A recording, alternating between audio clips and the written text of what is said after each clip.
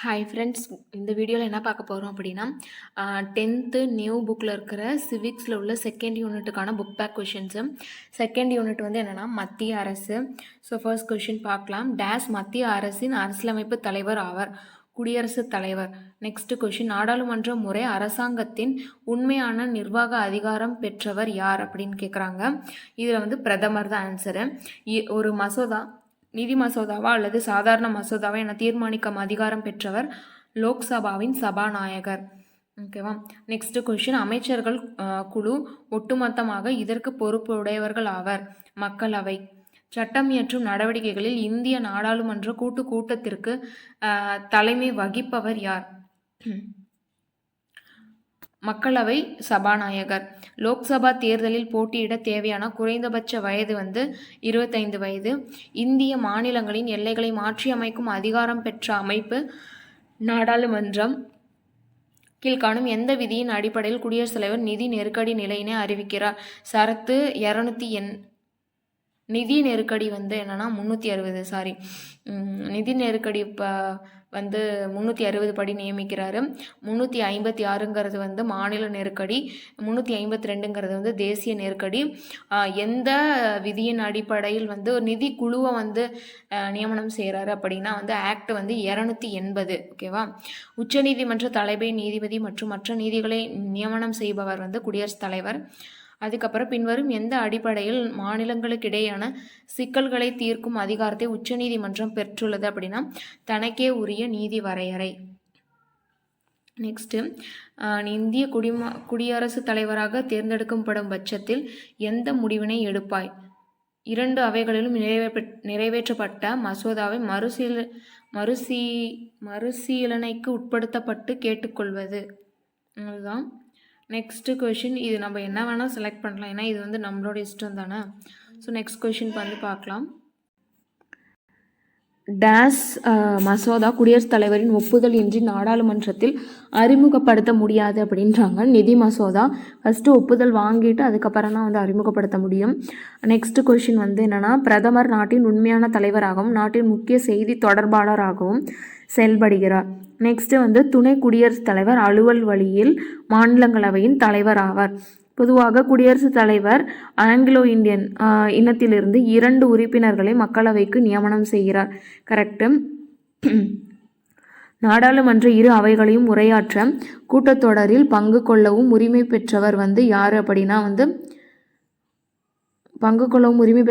Cabinet அமைச்சர்கள் அப்படிங்கிறது தான். நெக்ஸ்ட் கொஷின் வந்து உச்சநீதிமன்ற தலைமை நீதிபதி மற்றும் மற்ற நீதிபதிகளின் ஓய்வு வயது வந்து 65. அதுக்கப்புறம் வந்து 32ங்கிறது வந்து என்னென்னா இந்திய அரசியலமைப்பு சட்டத்தின் பாதுகாவலன் அப்படின்னு அழைக்கப்படுது.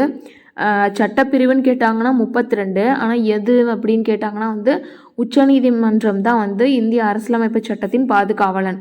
ஓகேவா. தற்சமயம் உச்சநீதிமன்றத்தில் தலைமை நீதிபதி உட்பட நீதிபதிகளின் எண்ணிக்கை வந்து 31லேருந்து இப்போ 34 வந்து இன்க்ரீஸ் பண்ணியிருக்காங்க. அதாவது வந்து 31லேருந்து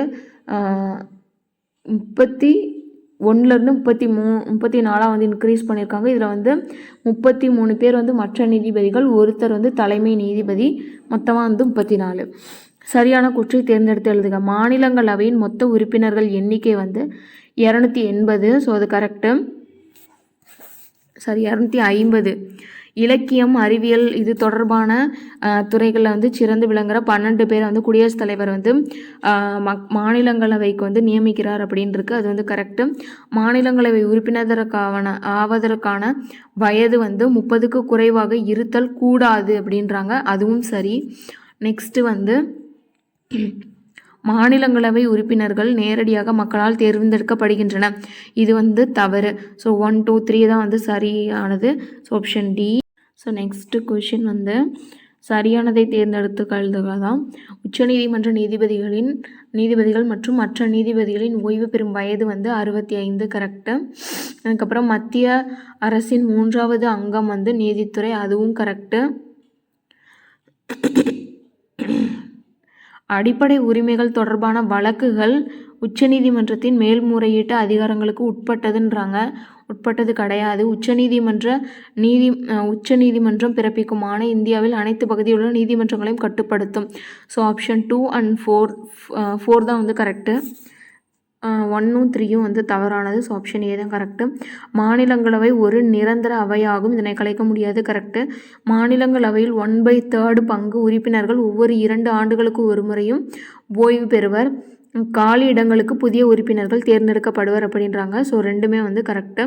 கூற்று காரணம் ரெண்டுமே சரி. நெக்ஸ்ட் வந்து பொறுத்துக. சட்டப்பிரிவு வந்து 53ங்கிறது வந்து குடியரசுத் தலைவரின் நிர்வாக அதிகாரம். சட்டப்பிரிவு 63ங்கிறது வந்து துணை குடியரசுத் தலைவரின் அலுவலகம். 356 அப்படின்றது வந்து மாநில நெருக்கடி. அதுக்கப்புறம் 76ங்கிறது